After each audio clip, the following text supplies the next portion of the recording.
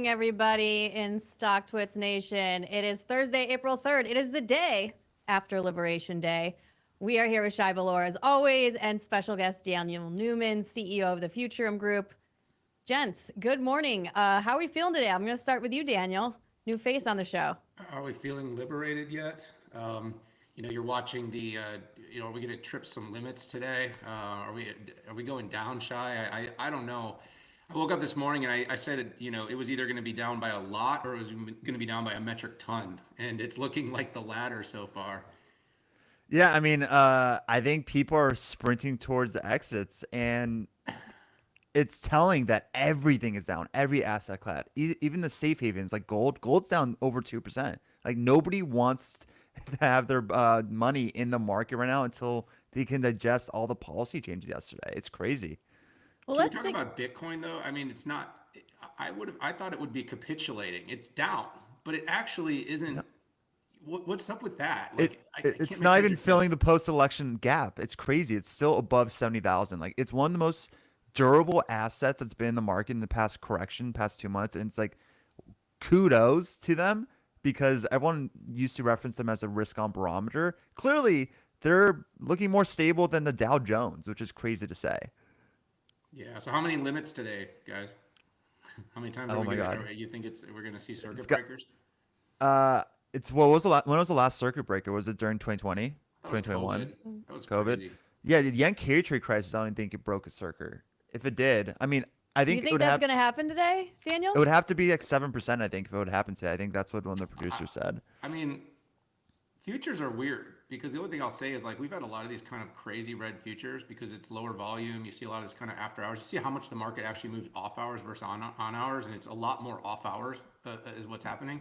Mm-hmm. But it's either recovered or what did Piers Morgan say last night? This is either going to be an incredibly big success or this thing is going to be a monstrous failure, this whole thing. But the way the market feels today is like it's pricing in for the latter. Like today, like the world does not see the upside of this. And I think it's mostly hope right now that maybe we're all missing something. And, I'm more optimistic than most, but like I still feel like it was very blunt and very kind of, there's a lot of details missing. It's also like, how do you, yesterday wasn't just like a tariff tweak, in my opinion. I do think that was somewhat of a historical event where it's going to rewrite how U.S. engages with global trade now. And I do think regarding like why there's a sell-off across the board in all the industries is input costs has spiked 20% in 48 hours now. So if you're wearing your C-suite hat on, like Daniel talks to CEOs all the time, I'm sure he's aware of this. They're second guessing. They're pausing. They're recalibrating what the policy impact's going to be. They're delaying hiring, delaying capex. They're going to soften guidance. They're going to try to prepare for a version of the world that truly was structurally different than just they were modeling 24 hours ago. And because of all that uncertainty and noise, people are just waiting to see more information and more clarity. And I think it's happening all at once, and the velocity is truly incredible to see. Yeah, one really quick ad, because I know Katie, I think I got to turn it to you, but I do just want to say this. I think they had a massive miss not having some type of program for companies that commit to doing onshoring. Meaning like they should, if Apple and TSM and all these companies are going to spend big here, they should somehow minimize the impact during that period as they invest and build out and bring domestic product back. Is that is that confirmed that they're not doing that, or is that potentially happening not in non-public forums? Yeah, I think it's that, Katie. No one's talking about what it is, but I've listened to Howard Lutnick a few times, Secretary of Commerce a few times on it. It just hasn't been mentioned. I think they asked a question about it on Squawk Box this morning, and he kind of breezed past it. I just think they need to come out clear, like invest here, and we're gonna make this transition period less painful. I would love to see something about that. Yeah, one thing I want to ask you guys though is all the narrative leading up to Liberation Day was lack of clarity, uncertainty, causing all this ruckus. And a lot of it was, okay, we're going to get clarity. But now I'm hearing we got clarity on what the decision is, but now we don't have clarity on when we're going to know if it's working. So like, I guess my question is the uncertainty level are we still where we were at, or is it better? And then the second question is, when do you guys think we're going to know if this is actually working? How long into the future? So first off, I think it was worse. I think a lot of people were underwriting 15 and 20%. That was significantly higher. Nobody anticipated a recalculus of how they would come up with that number, and they did. And I think to answer your second question, this upcoming earnings cycle, if there's a name that everyone anticipated would be heavily penalized due to all these tariff talks or impacts, and they actually don't guide down, they guide in line, and it's not as severe as everyone thought it would be, that might be the green light of okay, maybe it's not as impactful as we thought, and then it trickles from there. But it's a little that's wishful thinking. I don't know, Dana. What do you think about that? My real quick wishful thinking on it all is that there's going to be a lot of calls from heads of economies and finance ministers around the world that are going to say, because my gut is if everyone brings it down together, it'll come down together. I mean, that is the way it's being positioned. Is that true? You know, we saw Israel make a move, and then we saw Vietnam make a move, and then it didn't matter though. They still tariffed all of them. So it was like all that stuff kind of surprised me because I thought maybe that was kind of like a set of snowballs. Like all these countries were going to come back and say, we want to work with you. You are the most important economy in the world. And Daniel, it's only 24 hours. I noticed the same thing. There was a slow drip of news about people rolling back their tariffs. And I was like, okay, this must be like coordinated. Like they're announcing theirs now, and then he's going to have his moment and say, see, look what I did. And then they just like bulldozed anyway. Have you heard any explanation for why that might have happened? I got nothing on that. Okay. I mean, it's all speculation, Katie, at this point. We'll have to wait and see. Well, we're gonna get back into the market news, but I want to bring in our other special guest today. We actually have the CEO of IonQ, Nicolo de Masi, joining us right now. He's gonna be hopping on and taking some questions on the state of the business. Nicolo, so nice to see you, and good morning. Welcome to the show. Good morning. Honor and pleasure. And I was listening into the world being turned back, to the an earlier era when it comes to tariffs and everybody putting themselves first. So it'll be interesting to see how that goes. But if you ever want to know what a time machine feels like, I think we're gonna get some of that. Yeah, I was thinking I never thought I would have to like remember what the Smoot-Hawley Act was after like AP US history, and now I'm like, okay, now we're back. So it is good to see the historical comparisons. It's great to have you here. We're going to talk about the future with you, though. We're not going to talk about the past. We're here to talk about IonQ. So I know Daniel, Shay, they have a lot of questions for you. Just to kick things off, for people who might not be super familiar with you guys, what are you building? What are you all about? And then I know we have a lot of deep questions for you. Fair enough. Yeah, so we are the first and biggest publicly traded quantum company. We're the only company in the world that does both quantum computing and quantum networking. So I like to say that we are in the safe making and safe breaking business, if you will, or code making and code breaking business. As you probably all know, quantum computers will eventually crack both modern day encryption with RSA and the blockchain for that matter. So I don't own any blockchain for that matter, and I haven't for a long time. Quantum networking will enable us to build communication protocols that are perpetually safe, including from quantum computers, right? So both of these things are a revolution that is on the way, if not already here in some instances. We're about a $5 billion, $6 billion market cap company. We have 550 people. Our major offices are in Washington, D.C., Seattle, and as we're closing an acquisition in Geneva, Switzerland, which will be our third biggest site. We're about $100 million of GAAP revenue at the high end of guidance this year. And last year, we had about double the GAAP revenue of everybody else in the quantum space that's public combined. We sell systems all over the world, and our next generation system will be about 240 million times more powerful than the current generation. And so we should spend some time digesting that because quantum computing is not moving at the pace of Moore's Law where you double every year or year and a half or 2 years. We're moving exponentially faster than that, right? And that will change many market dynamics, and it will give IonQ a lot of pricing power on frankly, a perpetual basis. So Niccolo, I've had the chance to know you for quite some time now. We've worked together, and I'm a big fan, of course, of what you do. I've sat in his seats, by the way, at the Spurs games. They're really good seats. Check them out online. I was telling them, by the way, the history, The Godfather, that you were in The Godfather, and the pictures with Kim Kardashian and Kanye. You got all the famous because you did all the gaming stuff. You got a lot of history. One thing I'd love to ask, because I know Shay and the audience have a lot of questions about the IonQ, the technology, and I've kind of done these conversations with you over the years. But you wake up this morning as a CEO, okay, and you kind of are talking because you're also a history buff. If you go to his house, you'll see maps of the world. I mean, Yeah, there you go. You love You have history. maps behind me, yeah. And your comment was about history. Like, what does a CEO wake up at a morning like this when there's been this massive policy? I'm not asking you to dig into IonQ. I'm sure you're still exploring that, but just kind of, you've CEO'd many public companies. You've been a chairman. You've brought tons of equity to the market. Just how do you think about this kind of disruption? Everyone that's out there in the markets right now, including your investors, are probably really trying to figure out how to play, how to think about everything that's going on. I'd just love to get your take. Well, look, I mean, firstly, I'm going to say that I'm proud of the fact that IonQ is entirely made in the U.S., okay? And so this doesn't really impact us, candidly. We're selling to customers all over the world. We're, of course, selling primarily to North American customers and primarily U.S. customers. And we manufacture at our manufacturing site in Seattle. You know, from a historic perspective, Daniel, I think it's no surprise. Like, what's old is new again. And I feel that very much IonQ is ushering in the same sort of revolution in computing that we saw with Shockley in the first transistor, you know, in the 1940s and 50s. Silicon Valley got going originally with this huge vacuum tube that Shockley had brought, and he was trying to miniaturize on semiconductors and DCA and Fairchild, and all these things got going eventually. Intel. You know, 80 years later, IonQ is ushering in the greatest change in the history of computing since the start.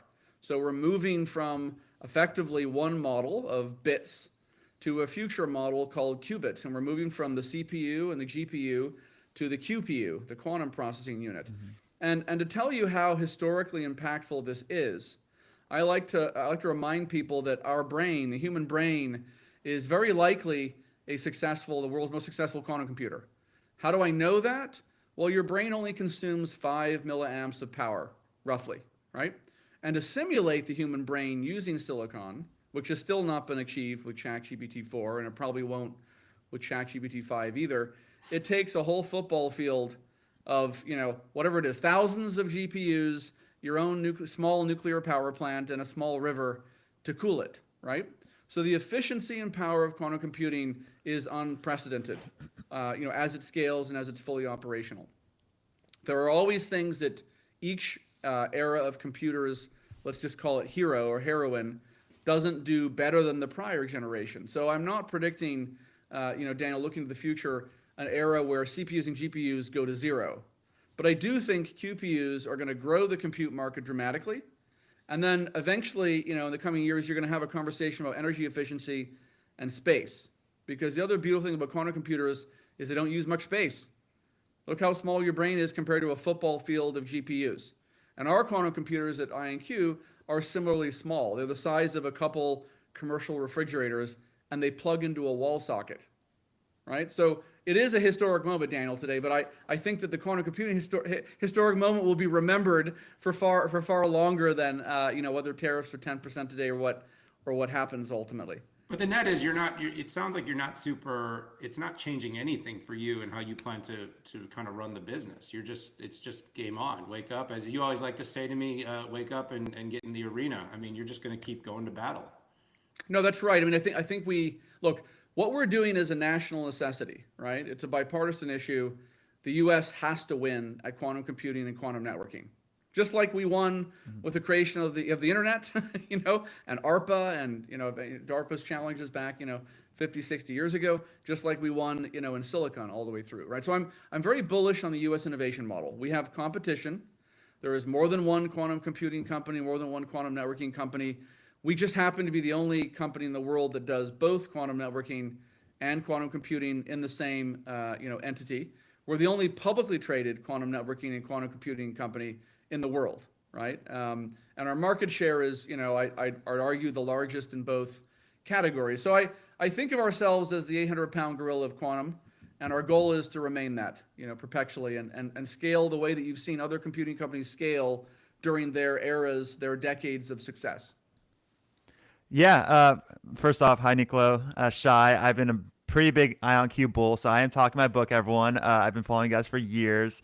I know you can't say much about this, but I hate it when IonQ gets bucketed into the other quantum computing names out there because those are R&D companies, purely R&D. Like IonQ is actually solving real world problems, helping businesses like Amazon and Microsoft.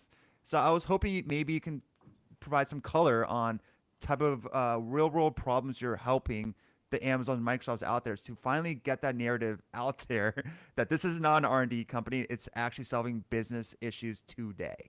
Yeah, well said, Shay, and thank you for the reminder that this is not always well understood. Yeah, I mean, look, it is the quantum revolution. We have unleashed it. We went public in 2020, and in 2020 and 2021, I used to say during the IPO, which I actually was the blank check company sponsor of, I used to say that we are the only company that has machines that are enterprise grade and that they're publicly accessible on the Google, Amazon, and Microsoft cloud. Now, amazingly, in some ways, 4.5 years later, we're still the only company that is publicly available on all three clouds. Google doesn't put their own machine on the Google cloud. Amazon doesn't either. Microsoft doesn't either. And obviously, there's probably a reason for that, which is they don't really run, right? And so, when I stand back, we've had $200 million of bookings since our IPO. We have sold and commissioned systems with the Air Force Research Lab, as well as, overseas in Basel, Switzerland.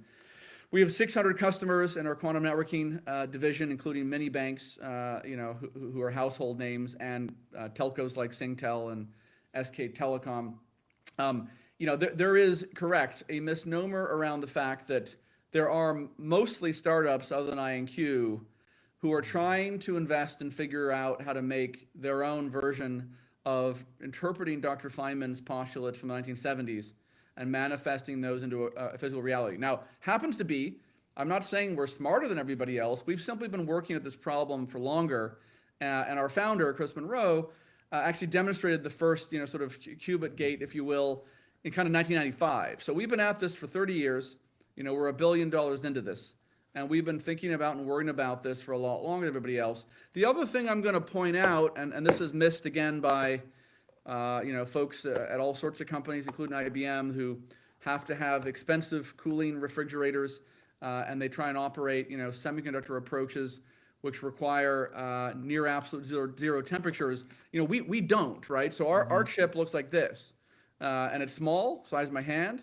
It can be miniaturized, and it runs, very close to room temperature. And so the beauty of that is we don't have the cooling apparatus. We don't have the football stadium of space required. And that's why the Air Force Research Lab cares about us, right? Because that could go someday in a cockpit, that could go someday in a drone, that could go, I'm not going to say in a warhead, but it probably could someday. And so, look, I mean, we are focused, as you rightly said, on delivering, advantages today to customers. And our executive chairman, Peter Chapman, my predecessor and kind of partner at IonQ the last 5 years, talked at GTC with Jensen Huang about the fact that we're delivering 12% speed ups to companies like Ansys when they run on our machines before they run on classical algorithms, and we talked about the fact that we're delivering advantages to companies like AstraZeneca, General Dynamics, Airbus. These are real customers. Hyundai, we've done battery work with. I'm not saying things aren't going to get a lot better every year and in the future, but we believe that it's important to be in the business of quantum computing, right? So one of the things, Shay, that you'll see if you look at my investor presentation at, say, the Morgan Stanley conference last month, is I have like one slide out of 40 devoted to our technical roadmap, because we have all the other functions at IonQ. We have marketing and sales and customer success and go-to-market and manufacturing. Most startups in the quantum space that are probably often 10 years behind us. Some we would argue are 20 years behind us. They're trying to make their first qubit gate work, which is something IonQ did in 2001. They have investor presentations which are like 20 slides of their technical roadmap and telling you what they're going to do in 2029 or 2035. And I'm like, look, what I always say about these companies is they have what I call PowerPoint qubits. Right? I also have a lot of PowerPoint qubits. I mean, trust me, Shay, like in 2029 and 2035, I'm going to have more PowerPoint qubits than anybody else's PowerPoint qubits. But the big difference is I have real qubits, and you can come see our machines in Seattle and College Park, Maryland, and you can buy them from us, and you can buy access, and you can buy even partial machine, sales if you want, right?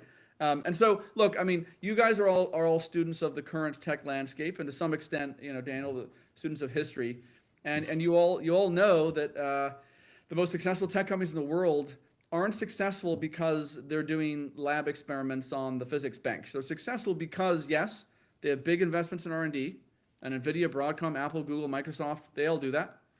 But they have the rest of the business too. And it's really important to have that feedback circle working with customers, right? So we're investing a lot in our applications team because we want to solve useful problems now, get that feedback loop going with customers, show them they can get better results today, and show them that every generation of our systems are improving, what I call doubly exponentially, right? Because every time we add a qubit, we're doubling the processing power of the machine.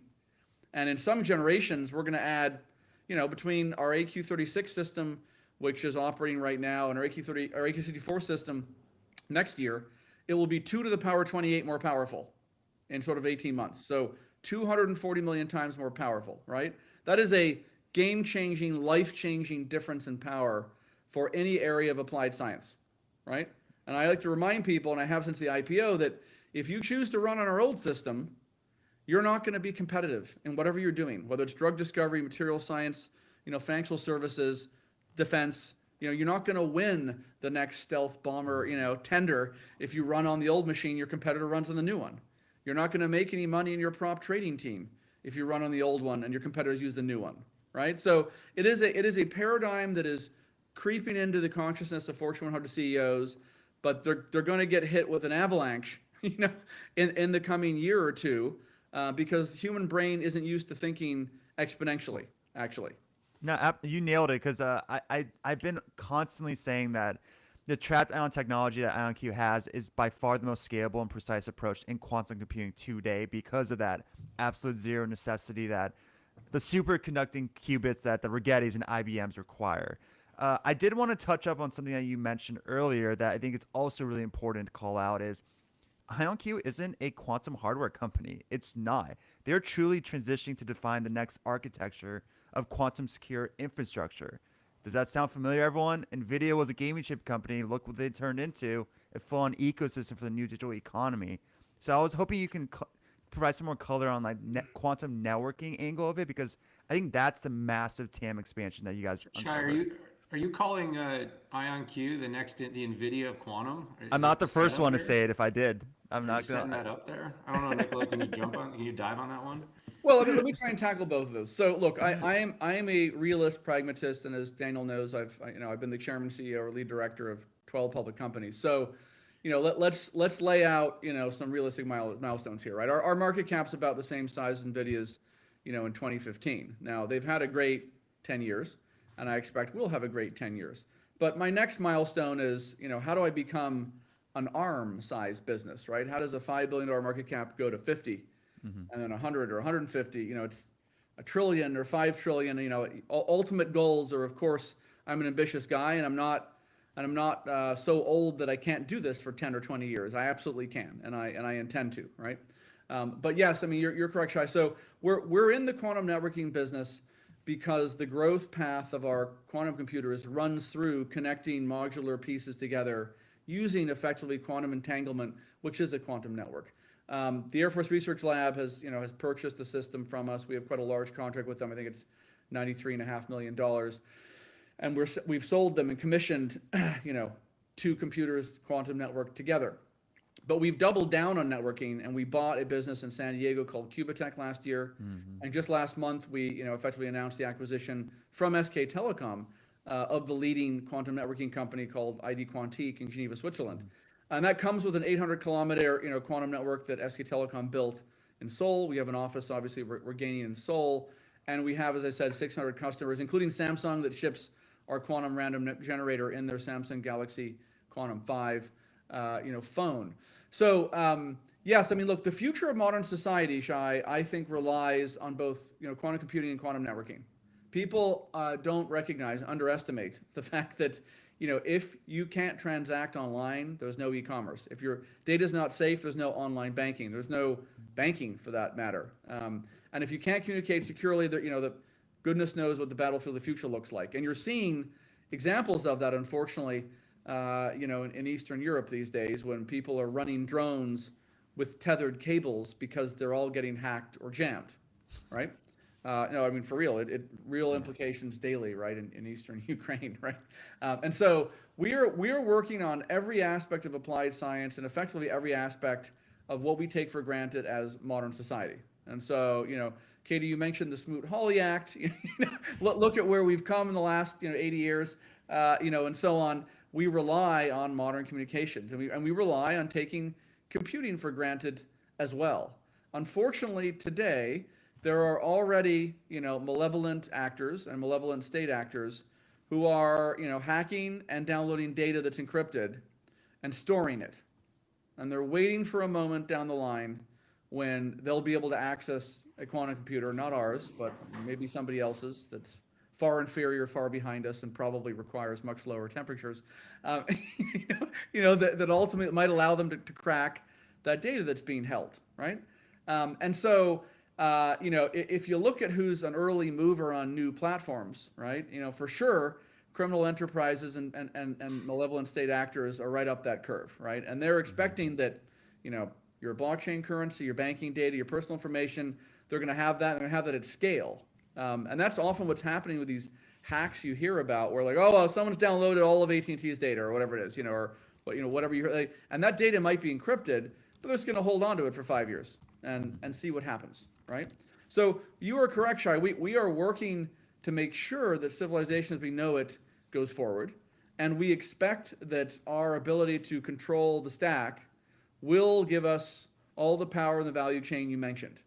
Because we're students of history, Daniel, and our board is as well, it's not just me, we're not going to fall for the old MS-DOS, Intel moment, right? We're not going to hand over the keys to the kingdom, right, to a software layer and say, hey, you do this, because like I can't imagine it could be useful, right?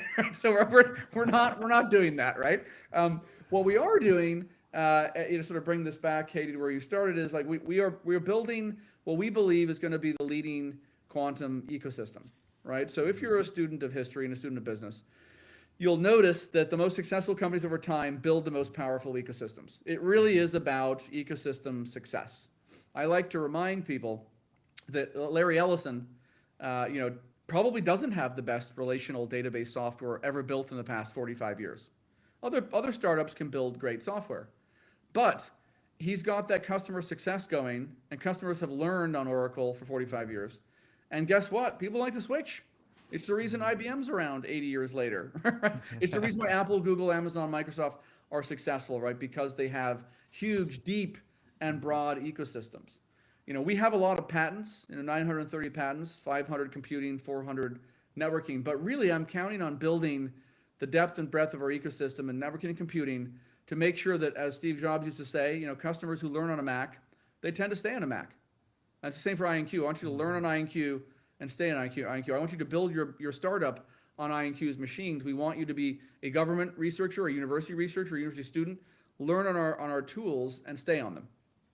Hey, Niccolo, I'm glad you mentioned IBM and temperatures. I had dinner during South by Southwest with Arvind, and the one thing I can say, no matter what kind of platform and architecture you're building on, he and you share one belief, and that quantum is the future. It was really interesting. It was a private dinner and all off the record, but just like this call. It's on the record now. Like now it's I'm not sharing any of the private parts of it, but the overwhelming kind of commentary was how optimistic he was about quantum.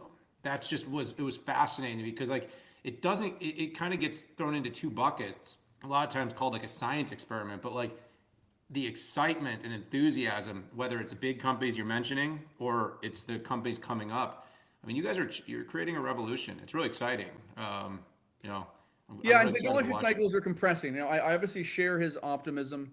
I do think that IBM is a strong global competitor. We run into them most commercially on a global basis. One, because they have a huge sales force. Two, they have a great brand.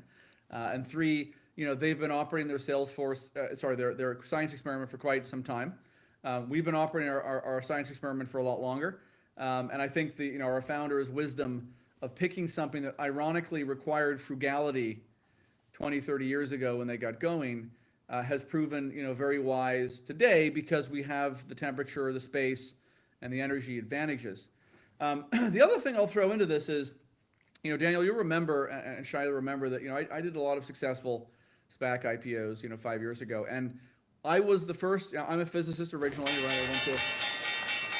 That's the opening bell, but also celebrating you being a physicist. Both of those things absolutely. No, very we worthy should of ring the ringing a bell. No, I think people appreciate that. Yeah. So I did physics undergrad and grad at Cambridge, and I followed this space literally for 20 years, 27 years, until 2019 when I started looking around the quantum space, going, who should be the first public quantum computing company? And I think it's fair to say, Katie, that I could have taken almost anyone or anyone's division public because we had a lot of money and there wasn't a lot of conviction that quantum could be a public company, let alone be the next big thing. And so we picked effectively the engineering path that was most developed and that we believe was most likely to succeed. It is a lot easier in life in general to advance engineering paths than it is to create new physics.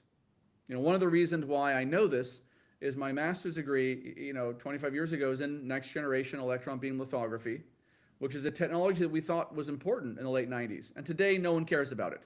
The only person using NGEL is Canon, who is trying to make smaller features to compete with, ASML. And they use electron beam lithography, and they were one of my research sponsors, I think, a long time ago with Hitachi, to raster effectively the masks they use to then go and make, their extreme ultraviolet machines, right? And the lesson I took from that is it's been 25 years, and we're still using the same fundamental technology we did 25 years ago. We're just advancing it with like factors of 2 on the engineering side over and over and over. And so, ion trap quantum computing, which is what we do, it's got decades of optimizations to come. And they're very predictable and they're very reliable compared to anyone who's setting out an R&D, let's just call it roadmap or experiment, saying, oh, in 2035, we're going to do amazing stuff. By the way, if you believe in 2035 that somebody is going to come out and, take our market share, you shouldn't invest in Broadcom and Nvidia because there's all sorts of startups in the GPU space and the AI chip space, right? It's just that, I happen to believe that Facebook bought WhatsApp and Instagram, not the other way around. And I don't think a startup is going to come out of left field and wipe the floor with Nvidia and Broadcom and GPUs in 5 years' time. It's just not the way the world works. They have the ecosystem, they have the revenue. Ultimately, they have the access to capital. And you're going to see in the coming quantum years, there will be consolidation, right? Not everyone will have access to capital. And the fact that we're the best capitalized company in the space is a huge advantage. The fact we have the biggest market cap and we have, a liquid currency effectively for either acquisitions or, access to capital is a permanent advantage.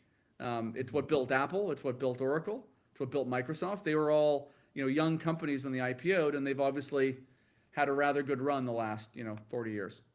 Niccolo, Daniel mentioned just the enthusiasm around the space. We definitely saw that anecdotally in the sheer volume of questions that came in with you. So quickly, I want to turn to a question from the community that I'm sure Shay and Daniel both have more for you. We'll keep you on as long as we can. I know you're a busy guy. I'll run as long as there's good questions. Amazing. Okay, this first question's from an account called NicoFed, which I don't know if it's a fan account for you or Jerome Powell. Maybe it's both of those. But they're going back to this topic of national security and the belief that dominance in quantum is very important from a national security standpoint. They're wondering if with the new administration, how do you feel about the prospects of winning additional government contracts in the next few years? And then a follow-on to that, I'm curious if there's countries or groups that you wouldn't sell to or work with based on the sort of the national security interconnection with what you're building. Yeah, so obviously we pride ourselves on having, we would argue, the best relationship with the U.S. government and all 3-letter agencies therein. We have the former director of the National Geospatial Intelligence Agency on our board, Robert Cardillo. I would point out that the first Trump administration put the first quantum initiative down, in terms of federal funding, and it was carried through in the intervening years. And so we fully expect and know that they're supportive of continued, investment in the space. Like I said, 20 minutes ago, This is a bipartisan issue. It's a national security issue, and it's also a national economic one, right? Quantum computing is going to grow, the economies of states where we have a presence, like Maryland, Washington right now.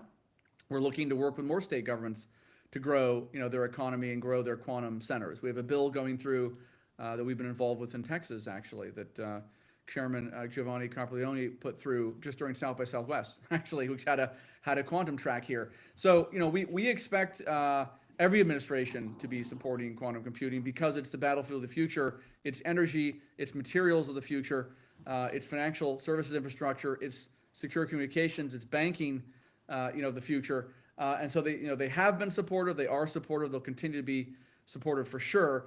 We will follow their guidelines, obviously, on what export, restrictions there are. But, just based on our own, operating history, you'll see that we're in touch with friendly, governments, the Five Eyes, for example. And certainly the opposite's true for people who are not in that, League of Nations. And however the new League of Nations is defined, we will be operating accordingly. And that gives us an enormous addressable market, right? I mean, we are still significantly driven by our R&D roadmap. It's our biggest function of the company, right? Out of 550 people, 350 are doing that. And so, there are scarce resources. We have to devote them to our own roadmap. We then look at our customers' roadmap, and we have to balance those. And so, we could sell, more if we weren't focused on, our own internal roadmap and using some of our machines for our own R&D purposes, right? And as we look to take on more customers, we're going to do it in a measured way to ensure that we're supporting, the U.S. government first and foremost, the U.S. economy first and foremost, our own R&D roadmap, and making sure that we continue to grow our manufacturing footprint in the U.S.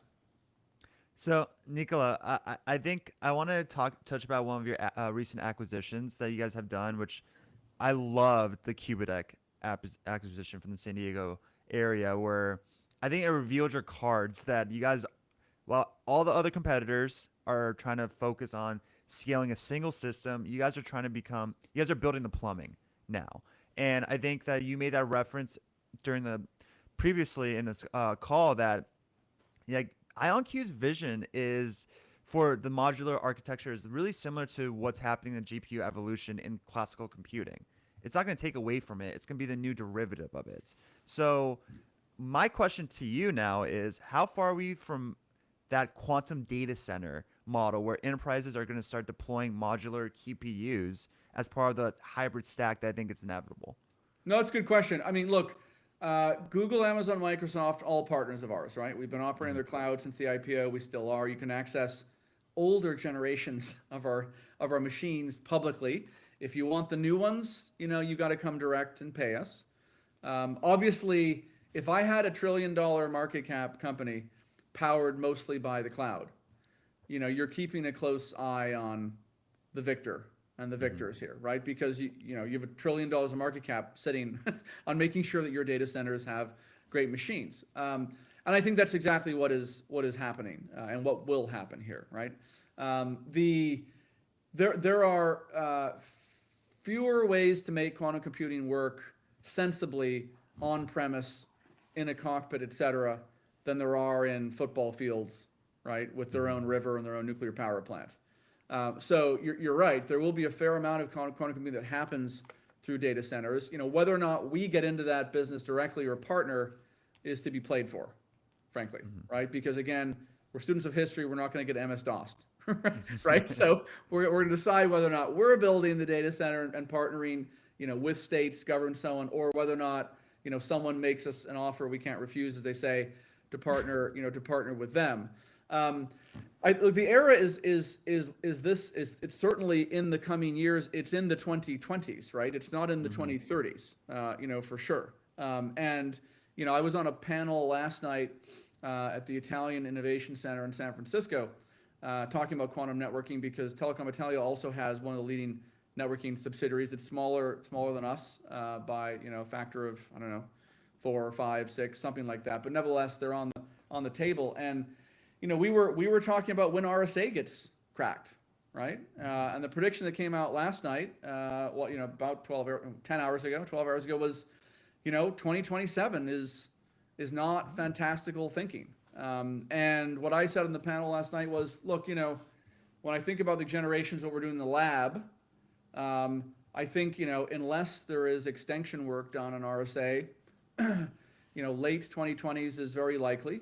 When we're shipping systems that can do that, similar time horizon. There's about a year lag between what we do in the lab and what actually gets shipped and commissioned, kind of like any organization you've seen in the compute space.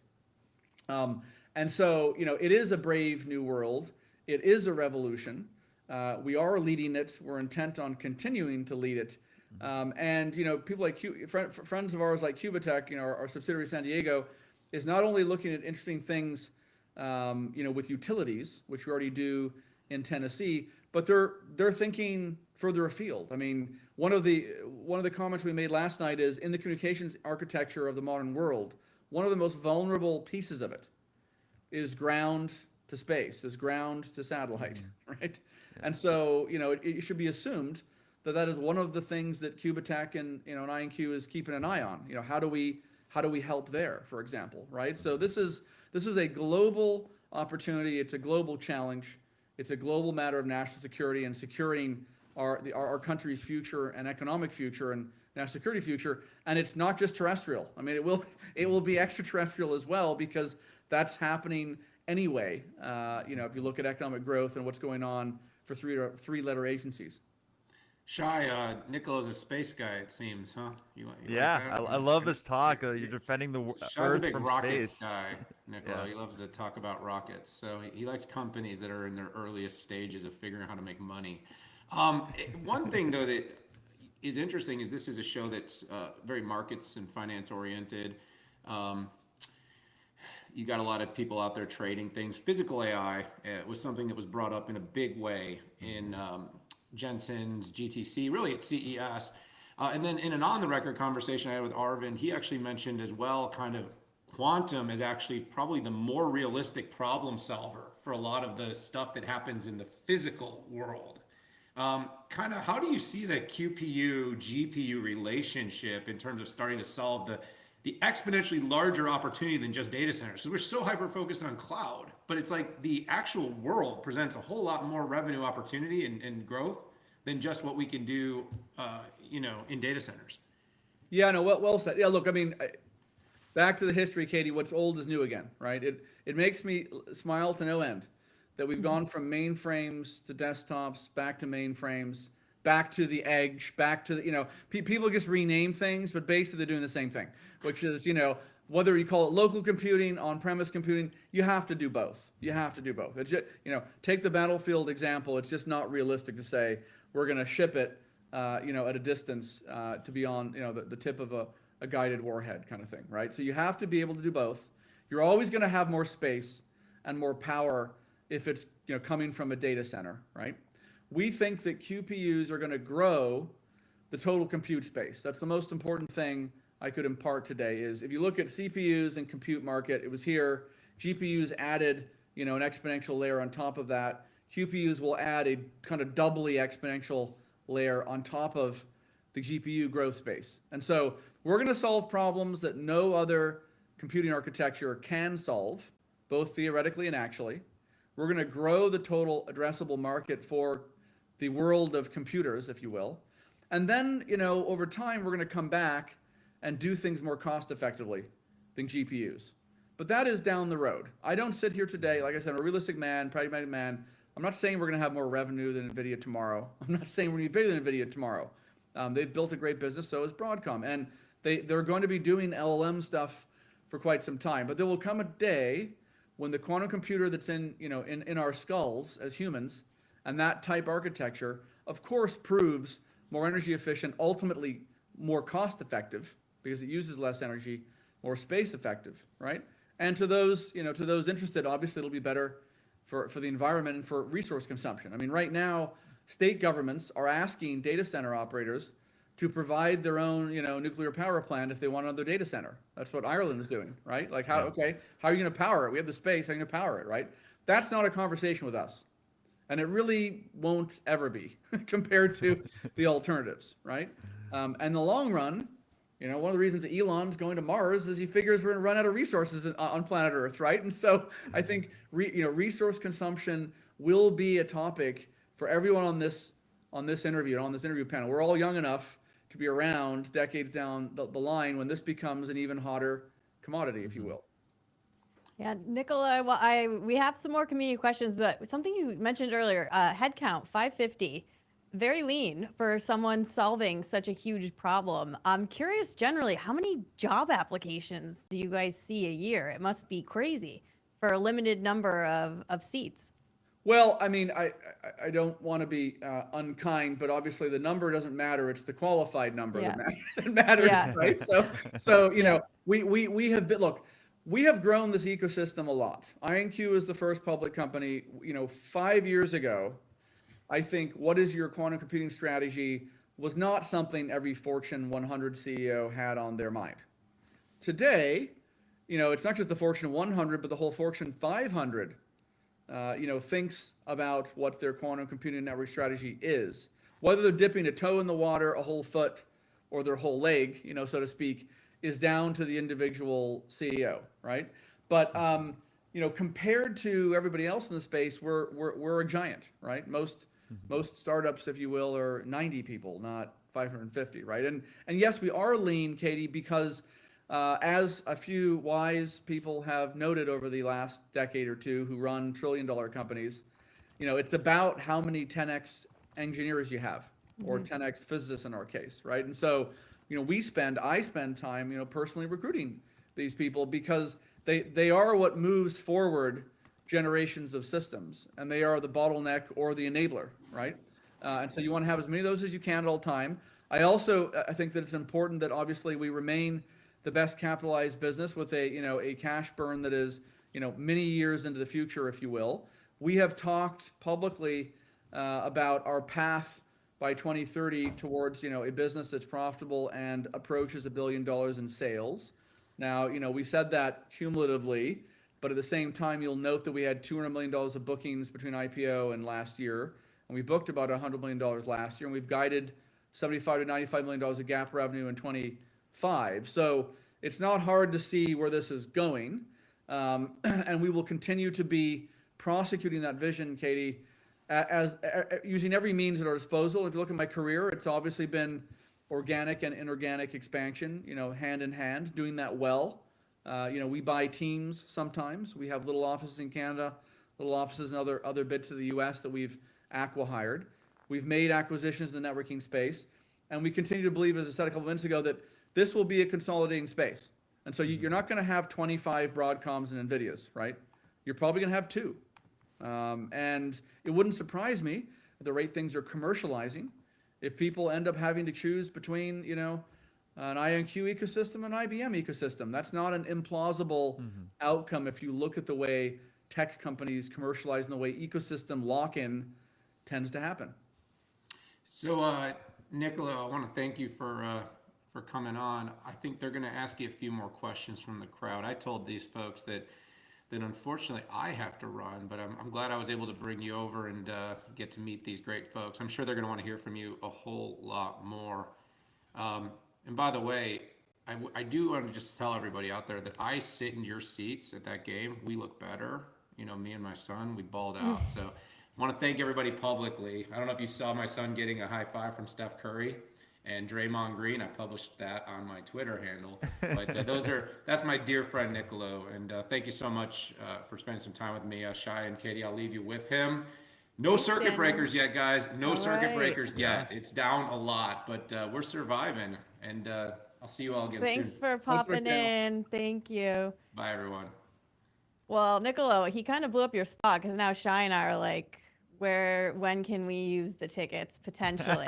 You know, you come to San Antonio, let me know. You got to come to San Antonio. But I'm I want to get one more community question that I know Shay's got a lot, and I know your time is valuable, but it's volume of questions. People are really, really into this. Someone here is asking the handle Water T. When will AQ64 be delivered this year? Do you still think it is the ChatGPT moment for quantum? Yeah, so we continue to say that we will be shipping systems to customers next year, exactly what quarter to be played for. That means we have to get stuff working in the lab if you work backwards, given the sort of the lag between manufacturing and kind of lab success. For sure, AQ64 is not simulatable using even, it takes billions of GPUs, I believe, to simulate an AQ64 system. So from that perspective, it certainly is a ChatGPT moment because, ChatGPT cannot be simulated by all the CPUs in the world, for example, right? It's a new architecture, new problem solve. We are demonstrating what I would call narrow commercial advantage for customers already today using the AQ36 system, right? So ANSYS, Airbus, General Dynamics, AstraZeneca, we've talked about those at GTC with Jensen a couple of weeks ago.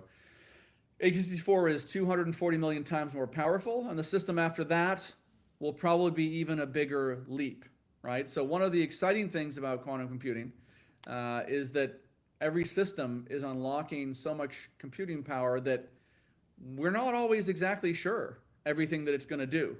and we have been pleasantly surprised in the past 5 years with what systems that have even been less theoretically powerful have been able to do. Because part of the quantum computing advantage that we are showing our customers and getting paid for is that recasting problems to run on our quantum computers delivers insights. And we're doing that in many necks of the woods, most of which are not publicly disclosed, right? You should assume that we're not disclosing work that's done for three-letter agencies, and you should assume that many of our customers that pay us don't want to tip their hand. Why tip your hand, right? So they aren't usually enthused about us putting out press releases talking about what we're doing with them, right? So it'll be a steady, drumbeat, if you will, just like it was with GPUs, where people thought it was sort of, I call it an enthusiast hobby in 2015.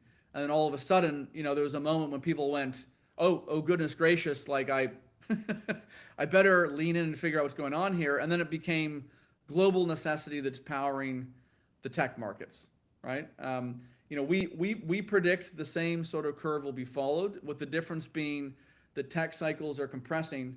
And because all of us are students of history, at least in the last 10 years, we think about the next big thing and how to make sure that we're not left behind.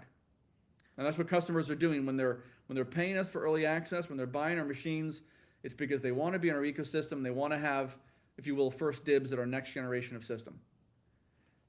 So one last question, because we're about the top of the hour. Before I ask it, I do want to just give you a ton of respect. I was on an interview last night that got pushed because the market is just tanking right now. I have another interview tomorrow that's getting pushed. Nobody wants to be in the spotlight right now talking anything. You did not push, so I want to give you a lot of respect that you can handle the heat and deliver that alpha, so I do appreciate that. I wanted to also talk about more on, I think the other acquisition that we haven't really highlighted too much about that I think was also not as covered as much as I thought it would be the ID Quantique, because I think that acquisition essentially now provides IonQ the ability to hold the crown jewel of the global QKD deployment. So what I mean by that is, after yesterday in the Liberation Day, you're going to see geopolitical tension rise potentially, and now you have U.S., China, Europe all sprinting to kind of own their own quantum secure communication. So now that puts IonQ in the middle of this geopolitical tech arm race.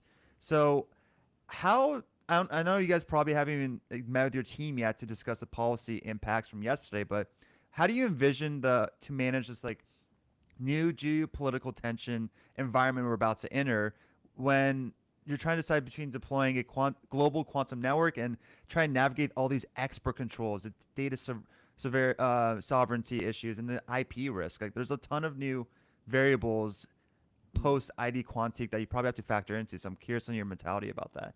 Yeah, look, our mentality is we stick to the facts and we stick to the necessity of the revolution that we're providing. I was asked the same thing last night on this panel at the Italian Innovation Center. I said, look, your best solution is to be as big a customer of IonQ as possible. That's true whether you're a bank, a telco, material science company, a computational engineering company, a drug company, pharma company. You need networking and you need computing. We are providing this in a bipartisan, nonpartisan way. The White House wants IonQ to succeed. They want the U.S. to be the quantum leader about networking computing. Our friends in Europe also are going to succeed. They have local, of course, startups, and they have bigger players like ourselves. And to some extent, there's of course also IBM with global offices. And so, we now have a large office in Geneva, Switzerland. We came with ID Quantique. We have an office in Seoul. We hope to maintain those presences as local players, because being a local player enables you to access markets regardless of what happens in the geopolitics. I think we have to be respectful at all times. We have to be nimble at all times. But I expect actually what's going to happen is that you're going to see more local presence from us, the same way you've seen global geopolitical actors and geopolitical actors in the commercial space for the last 80 years, right? You're going to see us grow office footprints where we have major contracts. You're going to see us service local governments and customers very well domestically. What's old is new again is probably where I leave this hour with you fine folks. It's like on-prem is back, cloud is still going. Both are going to be relevant to the future. Global companies are relevant, but also being the right global-local mix is going to be important, right? And we intend to be just that. So, we have a presence now in Asia. We have a presence, obviously, in Europe. National Quantum Day is just around the corner, April 14th. I'll be at the NYSE on the 14th, and in New York on the 14th, 15th. Our executive chairman, Peter Chapman, will be traveling through Japan and Korea, actually, the same days.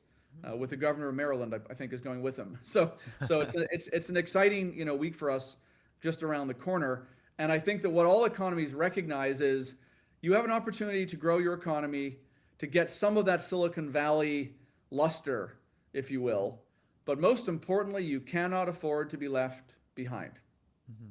And that all plays well into a torrent of a river behind us and a tailwind for IonQ in the coming years and decades. Nicolo, I want to thank you so much for all your time and echo what Shay mentioned about coming on today when things are turbulent in the markets, but you'll have to come back because the questions are still pouring in, but I know you have a company to run.